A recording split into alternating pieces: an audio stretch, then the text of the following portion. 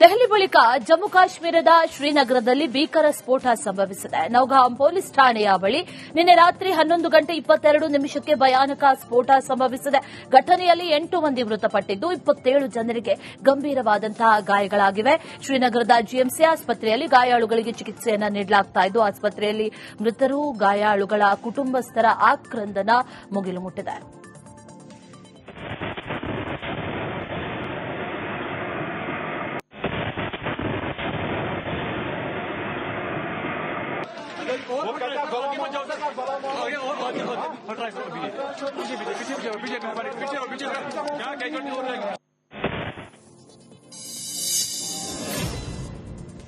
ಶ್ರೀನಗರದ ನೌಗಾಂನಲ್ಲಿ ವಶಕ್ಕೆ ಪಡೆದಿದ್ದ ಸ್ಫೋಟಕಗಳ ಪರಿಶೀಲನೆ ವೇಳೆ ಬ್ಲಾಸ್ಟ್ ಆಗಿದೆ.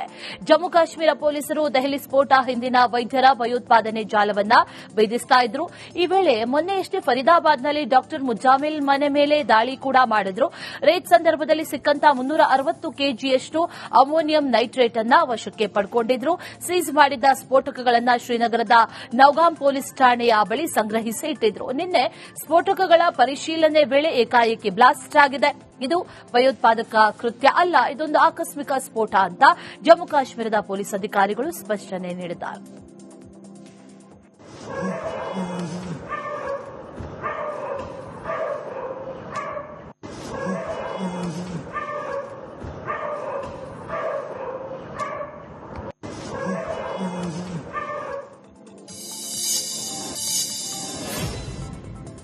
ಮಂಗಳೂರು ಹೊರವಲಯದ ಸುರತ್ಕಲ್ನಲ್ಲಿ ಸಿಎನ್ಜಿ ಟ್ಯಾಂಕರ್ನಿಂದ ಅನಿಲ ಸೋರಿಕೆಯಾಗಿದೆ. ಹೆದ್ದಾರಿಯ ಮೇಲ್ಸೇತುವೆ ಸಂಪೂರ್ಣ ಬಂದ್ ಆಗಿದ್ದು ಸರ್ವಿಸ್ ರಸ್ತೆಯ ಮೂಲಕ ವಾಹನಗಳು ಸಂಚರಿಸುತ್ತಿದೆ. ಮುನ್ನೆಚ್ಚರಿಕೆಗಾಗಿ ಘನ ವಾಹನಗಳಿಗೆ ಬದಲಿ ಮಾರ್ಗವನ್ನು ಮಾಡಲಾಗಿದೆ.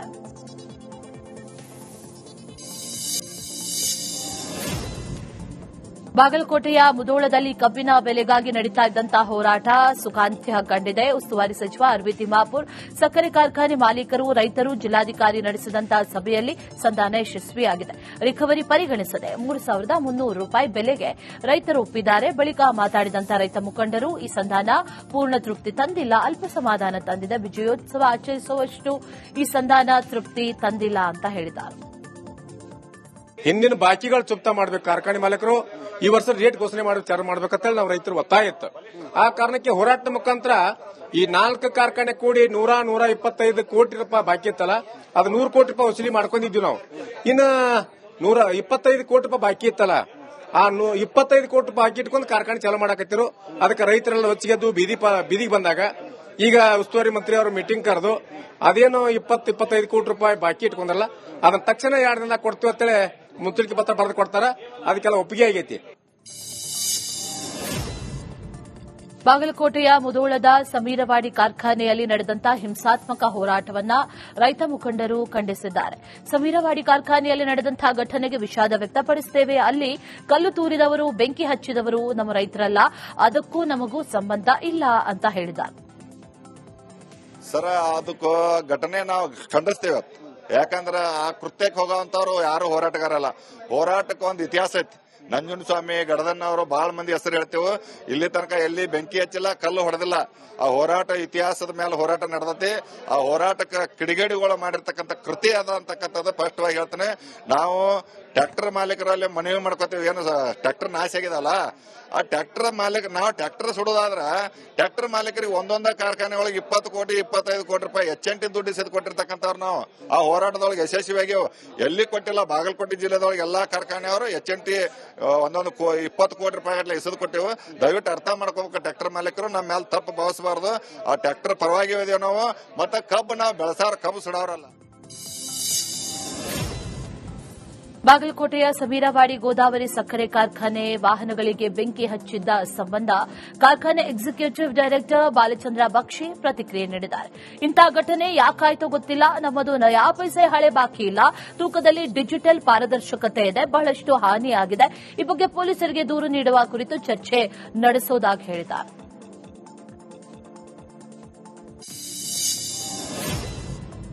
ವಿಜಯಪುರ ಜಿಲ್ಲೆಯಲ್ಲೂ ಕಬ್ಬು ಬೆಳೆಗಾರರ ಹೋರಾಟ ಮುಂದುವರೆದಿದೆ. ಸೂಕ್ತ ಬೆಲೆ ನಿಗದಿ ಹಾಗೂ 2 ವರ್ಷಗಳ ಕಬ್ಬು ಕಟಾವು ಬಾಕಿ ಬಿಲ್ ಪಾವತಿಗೆ ಆಗ್ರಹಿಸಿ ರೈತರು ಪ್ರತಿಭಟನೆಯನ್ನ ನಡೆಸಿದ್ದಾರೆ. ಆಲಮೇಲ ಪಟ್ಟಣದಲ್ಲಿ ನಡೀತಾ ಇರುವಂತಹ ಪ್ರತಿಭಟನೆಗೆ ರೈತ ಮುಖಂಡ ಚುನಪ್ಪ ಪೂಜಾರಿ ಸಾಥ್ ಕೊಟ್ಟಿದ್ದಾರೆ. ಕೂಡಲೇ ಈ ಭಾಗದ ಕಾರ್ಖಾನೆಯವರು ಟನ್ ಕಬ್ಬಿಗೆ 3,150 ರೂಪಾಯಿ ದರ ನಿಗದಿ ಮಾಡಬೇಕು, ಇಲ್ಲವಾದರೆ ಬೃಹತ್ ಹೋರಾಟ ನಡೆಸುವುದಾಗಿ ಎಚ್ಚರಿಕೆ ಕೊಟ್ಟಿದ್ದಾರೆ.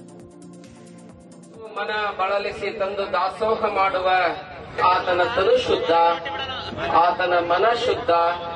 ಅಂತಪ್ಪ ಭಕ್ತರ ಪ್ರಾತಸ್ಮರಣೀಯರಾದ ಬಸವಾದೀಶ್ ಶರಣರನ್ನ, ಪ್ರಪಂಚದ ಎಲ್ಲ ದಾರ್ಶನಿಕ ಸಂತ ಮಹಂತರನ್ನ, ಬೆಲೆ ತೂಕ ಮುಂತಾದರ ವಿರುದ್ಧ ಇವತ್ತು ನಡೆದ ಸಲ್ಲಿಸಿ ಈ ರೈತ ಹೋರಾಟದ ಮುಖಂಡತ್ವವನ್ನು ವಹಿಸಿದಂತ ಇನ್ನು ಈ ವೇಳೆ ಮಾತನಾಡಿದ ರೈತರ ಹೋರಾಟಗಾರ ಚುನಪ್ಪ, ಕೆಲವು ಸಕ್ಕರೆ ಕಾರ್ಖಾನೆಗಳು 3,300 ರೂಪಾಯಿ ಕೊಡೋದಕ್ಕೆ ಹಿಂದೇಟು ಹಾಕ್ತಾ ಇದೆ. ಸರ್ಕಾರ ಇದನ್ನು ಬಗೆಹರಿಸಬೇಕು ಅಂತ ಆಗ್ರಹಿಸಿದ್ದಾರೆ. ರೈತರ ಹೋರಾಟ ಶಾಂತಿಯುತವಾಗಿರಲಿ. ಮೊನ್ನೆ ಗಲಾಟೆಯಾದಾಗಿಂದ ರೈತರಿಗೆ ಹಾನಿಯಾಗಿದೆ. ಸರ್ಕಾರ ಈ ವೆಚ್ಚವನ್ನು ಭರಿಸಬೇಕು ಅಂತ ಒತ್ತಾಯಿಸಿದ್ದಾರೆ. ಇವತ್ತ ನಮ್ಮ ಜಿಲ್ಲಾಧಿಕಾರಿ ಅವರು ಸಭೆ ಮಾಡುತ್ತಾರೋ ತಕ್ಷಣ ಇವತ್ತು 3,160 ರೂಪಾಯಿ ಅನ್ನುವಂಥದ್ದೇನ ಈಗಾಗಲೇ ಗುಲ್ಬರ್ಗಾ ಭಾಗದಾಗ ಆಗೈತಿ.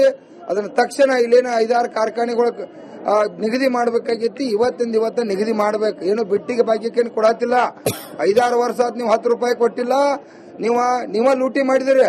ಈ ಸಲ ಒಂದು 400-500 ರೂಪಾಯಿ ರೈತರಿಗೆ ಕೊಟ್ರೆ ಏನ್ ತ್ರಾಸ ಆಗುದಿಲ್ಲ. ರೈತರು ಬಹಳ ಕೇಳತ್ತಿಲ್ಲ. ಅದಕ್ಕಾಗಿ ರೈತರನ್ನ ಯಾರನ್ನೂ ಕೂಡ ಹಿತಾಯಿಸಬೇಡ್ರಿ.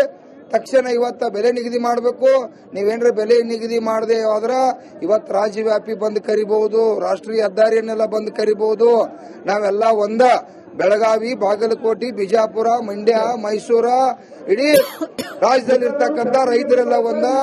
ದಯವಿಟ್ಟು ಅದಕ್ಕಾಗಿ ಎಲ್ಲ ನನ್ನ ರೈತ ಬಂಧುಗಳು ಇವತ್ತ ತಾವು ಕೂಡ ತಾಳ್ಮೆ ಕಳ್ಕೊಂಡು ಯಾವ ಹೋರಾಟನ ಇವತ್ತ ಏನೋ ಹಾನಿ ಮಾಡಲ್ದ ಹಿಂಸಾತ್ಮಕ ಚಳವಳಿಯನ್ನು ಯಾರು ಕೂಡ ಮಾಡಬೇಡ್ರಿ ಅಂತೇಳಿ ಇಡೀ ನಾಡಿನ ಎಲ್ಲಾ ರೈತರಲ್ಲಿ ಕೈ. ರಸ್ತೆ ಬದಿ ನಿಂತಿದ್ದ ಟಿಪ್ಪರ್ ಲಾರಿಗೆ ಬೈಕ್ ಡಿಕ್ಕಿ ಹೊಡೆದು ಸವಾರ ಸ್ಥಳದಲ್ಲೇ ಮೃತಪಟ್ಟಿದ್ದಾನೆ. ಕಲಬುರಗಿ ಜಿಲ್ಲೆಯ ಅಫಜಲ್ಪುರ ಪಟ್ಟಣದ ಹೊರವಲಯದಲ್ಲಿ ಈ ಘಟನೆ ನಡೆದಿದೆ. ಮೃತ ಬೈಕ್ ಸವಾರನನ್ನ ಅಫಜಲ್ಪುರ ತಾಲೂಕಿನ ಮಾತೋಳಿ ಗ್ರಾಮದ ನಿವಾಸಿ ಹಾಲಪ್ಪ ಅಂತ ಗುರುತಿಸಲಾಗಿದೆ. ಅಫಜಲ್ಪುರ ಪೊಲೀಸ್ ಠಾಣೆಯಲ್ಲಿ ಪ್ರಕರಣ ದಾಖಲಾಗಿದೆ.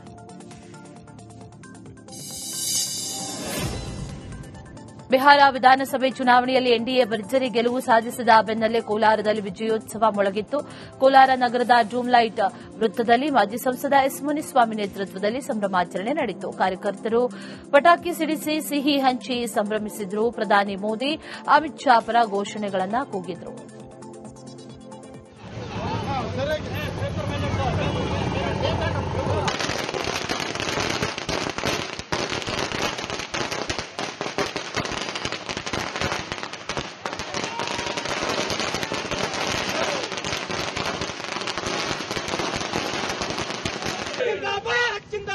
बीजेपी जिंदाबाद, जिंदाबाद, जिंदाबाद, बीजेपी जिंदाबाद, मोदी भारत माता की मातरम मातरम, वंदे मातरम, मातरम मातरम, वंदे मातरम.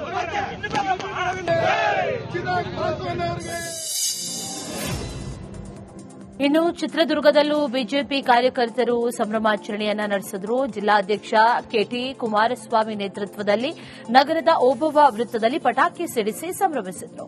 ಪ್ರಧಾನಿ ಮೋದಿ ಬಿಜೆಪಿ ಕಾರ್ಯಕರ್ತರು ಪರ ಜೈಕಾರವನ್ನ ಹಾಕಿದ್ರು.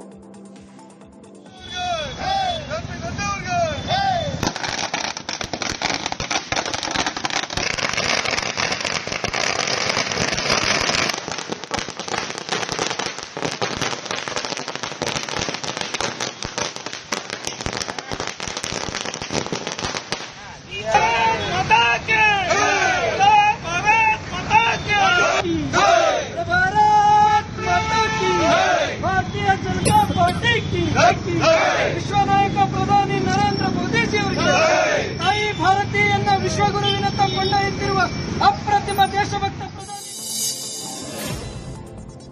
ಬಿಹಾರ ಫಲಿತಾಂಶ ಸಂಬಂಧ ಶಾಸಕ ಕುಣಿಗಲ್ ರಂಗನಾಥ್ ಪ್ರತಿಕ್ರಿಯೆ ನೀಡಿದ್ದಾರೆ. ಕರ್ನಾಟಕದಲ್ಲೂ ವೋಟ್ ಚೋರಿ ಆಗಿರೋದು ಪ್ರೂವ್ ಆಗಿದೆ.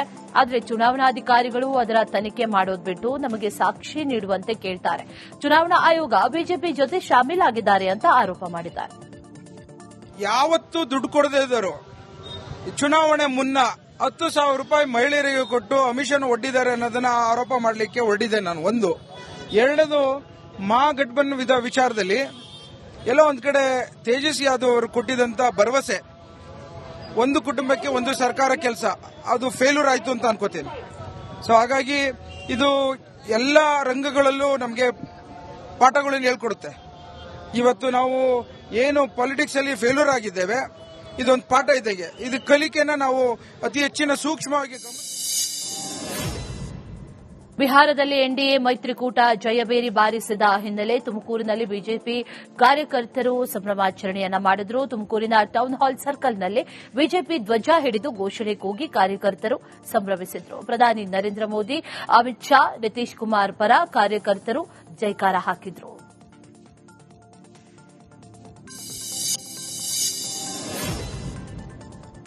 ಬಿಹಾರ ಫಲಿತಾಂಶ ಸಂಬಂಧ ಚುನಾವಣಾ ಆಯೋಗದ ವಿರುದ್ಧ ಕಾಂಗ್ರೆಸ್ ನಾಯಕ ಬಿಕೆ ಹರಿಪ್ರಸಾದ್ ವಾಗ್ದಾಳಿ ನಡೆಸಿದ್ದಾರೆ. ಇದೊಂದು ಅದ್ಭುತ ಫಲಿತಾಂಶ. ಚುನಾವಣಾ ಆಯೋಗಕ್ಕೆ ನಾನು ಅಭಿನಂದನೆಯನ್ನ ಸಲ್ಲಿಸುತ್ತೇನೆ. ಬಿಹಾರದಲ್ಲಿ 66 ಲಕ್ಷ ಮತದಾರರನ್ನ ಪಟ್ಟಿಯಿಂದ ತೆಗೆದು ಎಲೆಕ್ಷನ್ ಕಮಿಷನ್ ಅದ್ಭುತ ಸಾಧನೆ ಮಾಡಿದೆ. ಪ್ರಜಾಪ್ರಭುತ್ವದ ಪ್ರಕ್ರಿಯೆಗಳನ್ನು ನೆಲಸಮ ಮಾಡೋದಕ್ಕೆ ಎಲೆಕ್ಷನ್ ಕಮಿಷನ್ ಆರ್ಎಸ್ಎಸ್ ಘಟಕವಾಗಿ ಕೆಲಸ ಮಾಡಿದೆ ಅಂತ ಕಿಡಿಕಾರಿದ್ದಾರೆ. ಅದ್ಭುತವಾದ ಫಲಿತಾಂಶ. ಈ ಅದ್ಭುತವಾದ ಫಲಿತಾಂಶಕ್ಕೆ ಎಲೆಕ್ಷನ್ ಕಮಿಷನ್ ಆಫ್ ಇಂಡಿಯಾಗೆ ನಾನು ಶುಭ ಹಾರೈಸ್ತೇನೆ. ಕಂಗ್ರ್ಯಾಚುಲೇಷನ್ಸ್, ಅಭಿನಂದನೆಗಳನ್ನು ಸಲ್ಲಿಸ್ತೇನೆ. ಬಿಹಾರಲ್ಲಿ 65 ಲಕ್ಷ ಮತದಾರರನ್ನು ಮತದಾರರ ಪಟ್ಟಿಯಿಂದ ತೆಗೆದು ಈ ಒಂದು ಅದ್ಭುತ ಸಾಧನೆ ಎಲೆಕ್ಷನ್ ಕಮಿಷನ್ ಮಾಡಿದೆ. ಅದಕ್ಕೆ ಅವರಿಗೆ ಅಭಿನಂದನೆಗಳನ್ನು ಸಲ್ಲಿಸ್ತೇನೆ. ಈ 65 ಲಕ್ಷ ಕಾಂಗ್ರೆಸ್ ಪರವಾದ ಓಟು ಅಂತನಾ ಅಥವಾ ಆರ್ಜೆಡಿ ಪರವಾದ ಓಟು ಅಂತನಾ? ಅಲ್ಲ, ಎಲ್ಲಾ ರೀತಿಯಲ್ಲೂ ಸಹ ಪ್ರಜಾಪ್ರಭುತ್ವದ ಪ್ರಕ್ರಿಯೆಗಳನ್ನು ನಿರ್ನಾಮ ಮಾಡಲಿಕ್ಕೋಸ್ಕರ ಎಲೆಕ್ಷನ್ ಕಮಿಷನ್ ಅಂತಕ್ಕಂಥದ್ದು ಆರ್ಎಸ್ಎಸ್ನ ಒಂದು ಘಟಕ ಆಗಿ ಕೆಲಸ ಮಾಡ್ತಾ ಇದೆ. ಆರ್ಎಸ್ಎಸ್ನ ಭಾರತೀಯ ಜನತಾ ಪಾರ್ಟಿ ಅಂತಕ್ಕಂಥದ್ದು ರಾಜಕೀಯ ಪಕ್ಷ ಆರ್ಎಸ್ಎಸ್ದು. ಎಲೆಕ್ಷನ್ ಕಮಿಷನ್ ಅನ್ನೋದು ಪ್ರಜಾಪ್ರಭುತ್ವವನ್ನು ನಿರ್ನಾಮ ಮಾಡಲಿಕ್ಕೆ ಇರ್ತಕ್ಕಂಥ ಕಾರ್ಯಚಟುವಟಿಕೆಗಳಲ್ಲಿ ಅವರು ಪಾಲ್ಗೊಳ್ತಾ ಇದ್ದಾರೆ. ಬಿಹಾರ ಚುನಾವಣೆಯಲ್ಲಿ ಎನ್ಡಿಎ ಮೈತ್ರಿಕೂಟ ಭರ್ಜರಿ ಜಯ ಸಾಧಿಸಿದ ಬೆನ್ನಲ್ಲೇ ಬೆಳಗಾವಿಯಲ್ಲಿ ಬಿಜೆಪಿ ಕಾರ್ಯಕರ್ತರು ಸಂಭ್ರಮಾಚರಣೆ ಮಾಡಿದ್ದಾರೆ. ಬೆಳಗಾವಿ ದಕ್ಷಿಣ ಶಾಸಕ ಅಭಯ್ ಪಾಟೀಲ್ ಬೆಂಬಲಿಗರು ವಿಜಯೋತ್ಸವ ಆಚರಿಸಿದರು. ಶಾಸಕ ಅಭಯ್ ಪಾಟೀಲ್ ಕಚೇರಿ ಮುಂದೆ ಬಿಜೆಪಿ ಕಾರ್ಯಕರ್ತರು ಪಟಾಕಿ ಸಿಡಿಸಿ ಸಿಹಿ ಹಂಚಿ ಕುಣಿದು ಕುಪ್ಪಳಿಸಿದರು.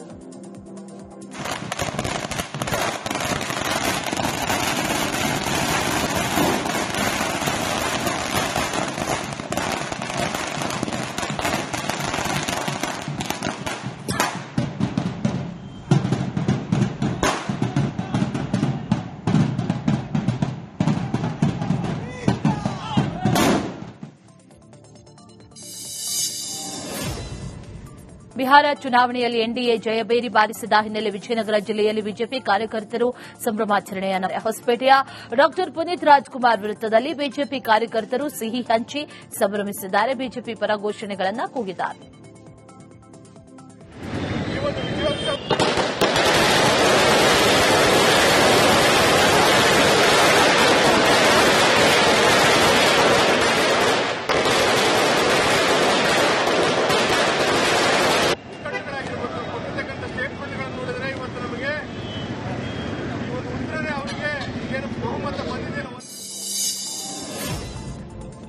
ಮೇಕೆದಾಟು ಯೋಜನೆಗೆ ಸುಪ್ರೀಂ ಕೋರ್ಟ್ ಗ್ರೀನ್ ಸಿಗ್ನಲ್ ಕೊಟ್ಟ ಹಿನ್ನೆಲೆ ತುಮಕೂರಿನ ಕುಣಿಗಲ್ನಲ್ಲಿ ಸಂಭ್ರಮಾಚರಣೆ ಜೋರಾಗಿತ್ತು. ಕುಣಿಗಲ್ ಶಾಸಕ ಡಾ ರಂಗನಾಥ್ ಹುಚ್ಚಿಮಾಸಿ ಸರ್ಕಲ್ನಲ್ಲಿ ಸಿಹಿ ಹಂಚಿ ಸಂಭ್ರಮಿಸಿದ್ರು. ನಮ್ಮ ಹೋರಾಟಕ್ಕೆ ಜಯ ಸಿಕ್ಕಿದೆ ಅಂತ ಕಾಂಗ್ರೆಸ್ ಕಾರ್ಯಕರ್ತರು ಹಾಗೂ ರೈತ ಮುಖಂಡರು ಕೂಡ ಸಿಹಿ ಹಂಚಿ ಸಂತೋಷಪಟ್ಟರು. ಮೇಕೆದಾಟಿನ ಒಂದು ವರದಿಗೆ ಕೊಟ್ಟಿದ್ದಂತಹ ಆದೇಶದ ಮೇರೆಗೆ 9602 ಒಂದು ಕರ್ನಾಟಕ ರಾಜ್ಯದ ರೈತಾಪಿ ಕುಟುಂಬ ವರ್ಗದವರಿಗೆ, ಬೆಂಗಳೂರಿನ ನಾಗರಿಕ ಬಂಧುಗಳಿಗೆ ಮತ್ತು ಎಲ್ಲ ನೀರನ್ನ ಅವಲಂಬಿಸಿಕೊಂಡಿರುವಂತಹ ಇಡೀ ಭಾರತ ದೇಶದಲ್ಲಿ ತಮಿಳುನಾಡಾಗ್ಲಿ, ಪಾಂಡಿಚೇರಿ ಆಗಲಿ, ಕರ್ನಾಟಕದವರಾಗ್ಲಿ ಇದು ಸ್ವಂತ ಜಯ ಅಂತ ನಾನು ಭಾವಿಸ್ತೇನೆ. ನಾನು ತಮಗೆಲ್ಲ ಗೊತ್ತಿದ್ದಂತೆ 64 TMCಯಷ್ಟು ಶೇಖರಣವಾಗುವಂತ ಬ್ಯಾಲೆನ್ಸ್ ರಿಸರ್ವಾಯರು ಸುಮಾರು ವರ್ಷದ ಹೋರಾಟ. ಡಿಸಿಎಂ ಡಿಕೆ ಶಿವಕುಮಾರ್ ರಚಿಸಿರುವಂತಹ ನೀರಿನ ಹೆಜ್ಜೆ ಕೃತಿಯನ್ನ ಮುಖ್ಯಮಂತ್ರಿ ಸಿದ್ದರಾಮಯ್ಯ ಬಿಡುಗಡೆಗೊಳಿಸಿದ್ದಾರೆ. ವಿಧಾನಸೌಧದ ಬ್ಯಾಂಕ್ವೆಟ್ ಹಾಲ್ನಲ್ಲಿ ಸಿಎಂ ಸಿದ್ದರಾಮಯ್ಯ ನೀರಿನ ಹೆಜ್ಜೆ ಪುಸ್ತಕವನ್ನು ಲೋಕಾರ್ಪಣೆ ಮಾಡಿದರು. ಈ ಪುಸ್ತಕ ಕರ್ನಾಟಕದ ಜಲ ವಿವಾದ, ಅಂತಾರಾಜ್ಯ ಜಲ ಒಪ್ಪಂದ, ನೀರಾವರಿ ಯೋಜನೆ, ನ್ಯಾಯಾಲಯದ ತೀರ್ಪು ಮತ್ತು ಅವುಗಳ ಪರಿಹಾರಗಳ ಕುರಿತು ಸಮಗ್ರ ಮಾಹಿತಿಯನ್ನ ಒಳಗೊಂಡಿದೆ.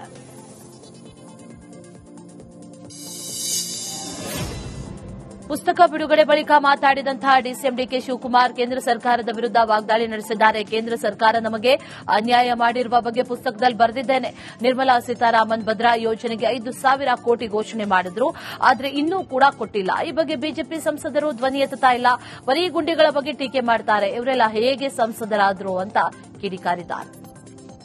ಈಗ ಸೋನಿಯಾ ಇವ್ರಿಗೆ ನಿರ್ಮಲಾ ಸೀತಾರಾಮನ್ ಮಂತ್ರಿ, ದೇಶದ ಪ್ರಧಾನಮಂತ್ರಿಗಳು ನರೇಂದ್ರ ಮೋದಿ ಅವರು, ಅವರೇ ಅವರ ಸರ್ಕಾರ ಇದ್ದಾಗ, ಡಬಲ್ ಇಂಜಿನ್ ಸರ್ಕಾರ ಇದ್ದಾಗ 5,300 ಕೋಟಿ ರೂಪಾಯಿ ಕೊಡ್ತೀವಿ ಅಂತೇಳಿ ಅವರೇ ಬಜೆಟ್ ಅಲ್ಲಿ ಹೇಳಿದ್ದಾರೆ. ಅವ್ರ ಬಜೆಟ್, ನನ್ನ ಬಜೆಟ್ ಅಲ್ಲ, ನಮ್ಮ ಸರ್ಕಾರದ ಸಿದ್ದರಾಮಯ್ಯನವ್ರ ಬಜೆಟ್ ಅಲ್ಲ. ಕೊಡ್ತೀನಿ ಅಂತ ಹೇಳಿ ಆ ನೀರನ್ನ ಇವತ್ತು ಕೊಡ್ತೀವಿ ಅಂತ ಹೇಳಿ ಅದನ್ನ ತೆಗೆದುಕೊಂಡು ಬಂದು ಇವರು ಬೊಮ್ಮಾಯಿಯವರು ಕೂಡ ಹೌದು ಅವ್ರು ಹೇಳಿದ್ದಾರೆ ಅದನ್ನ ಕೊಡ್ತೀನಿ ಅಂತ ಇಲ್ಲೂ ಸೇರಿಸಿಸ್ಬಿಟ್ಟು ಇದ್ರ ಒಳಗಡೆ ಅವರು ಸೇರಿಸಿದ್ದಾರೆ. ಕೊನೆಗೆ ಇವತ್ತವರೆಗೂ ₹1 ಬಿಡುಗ ಸಿಕ್ಕಿಲ್ಲ. ಅದನ್ನ ಕೇಳಷ್ಟು ಧ್ವನಿ, ಆತ್ಮಧೈರ್ಯ, ಶಕ್ತಿ ಈ ಸರ್ಕಾರ. ಇನ್ನು ಇದೇ ವೇಳೆ ಮಾತನಾಡಿದ ಸಚಿವ ಎಚ್.ಕೆ. ಪಾಟೀಲ್, ಕರ್ನಾಟಕ ಸಾರಸತ್ವ ಲೋಕಕ್ಕೆ ಡಿಸಿಎಂ ಡಿಕೆ ಶಿವಕುಮಾರ್ ಕೊಡುಗೆ ಕೊಟ್ಟಿದ್ದಾರೆ ಅಂತ ಹೇಳಿದ್ದಾರೆ. ಮೇಕೆದಾಟು ಯೋಜನೆಗೆ ಪಾದಯಾತ್ರೆಯನ್ನ ಮಾಡಿದ್ವಿ. ಸುಪ್ರೀಂ ಕೋರ್ಟ್ ನಮ್ಮ ಕನಸನ್ನ ನನಸು ಆಗುವಂತಹ ತೀರ್ಪು ಕೊಟ್ಟಿದೆ.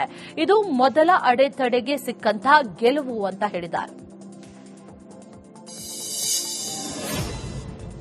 ಸಿಎಂ ಸಿದ್ದರಾಮಯ್ಯ ಸಂಪುಟ ಪುನಾರಚನೆ ಸುಳಿವನ್ನ ನೀಡಿದ್ದಾರೆ. ಸಹಕಾರಿ ಸಪ್ತಾಹದ ವೇದಿಕೆಯಲ್ಲಿ ಮಾತನಾಡುವಾಗ ರಾಜಣ್ಣ ಬಂದಿಲ್ವಾ ಅಂತ ಸಿಎಂ ಕೇಳಿದ್ದಾರೆ. ಬಳಿಕ ರಾಜಣ್ಣ ಬಂದಿಲ್ಲ ಅಂದಿದ್ದಕ್ಕೆ ಈಗ ಸಹಕಾರ ಇಲಾಖೆಗೆ ನಾನೇ ಮಂತ್ರಿಯಾಗಿದ್ದೇನೆ, ಆದರೆ ಈ ಇಲಾಖೆಗೆ ನಾನೇ ಪರ್ಮನೆಂಟ್ ಆಗಿರಲ್ಲ ಅಂತ ಹೇಳಿದ್ದಾರೆ. ಈ ಮೂಲಕ ಸಚಿವ ಸಂಪುಟ ಪುನಾರಚನೆಯ ಸುಳಿವು ಬಿಟ್ಟುಕೊಟ್ಟಿದ್ದಾರೆ.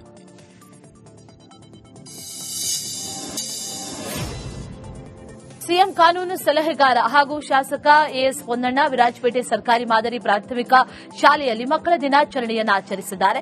ಶಾಲೆಗೆ ಭೇಟಿ ನೀಡಿದ ಶಾಸಕರು ವಿದ್ಯಾರ್ಥಿಗಳಿಗೆ ಮಕ್ಕಳ ದಿನಾಚರಣೆಯ ಶುಭಾಶಯ ಕೋರ್ತಾ ಸಿಹಿ ಹಂಚಿ ಸಂಭ್ರಮಿಸಿದ್ದಾರೆ. ಇದೇ ಸಂದರ್ಭದಲ್ಲಿ ಪಂಡಿತ್ ಜವಾಹರಲಾಲ್ ಭಾವಚಿತ್ರಕ್ಕೆ ಪುಷ್ಪಾರ್ಚನೆ ಮಾಡಿ ಗೌರವ ಸಲ್ಲಿಸಿದ್ದಾರೆ. ಶಾಲೆಯ ಪ್ರಾಧ್ಯಾಪಕರಿಂದ ಮಕ್ಕಳಿಗೆ ದೊರಕುತ್ತಾ ಇರುವಂತಹ ಎಲ್ಲಾ ಸವಲತ್ತುಗಳ ಬಗ್ಗೆ ಕೂಡ ಮಾಹಿತಿಯನ್ನ ಪಡೆದುಕೊಂಡಿದ್ದಾರೆ.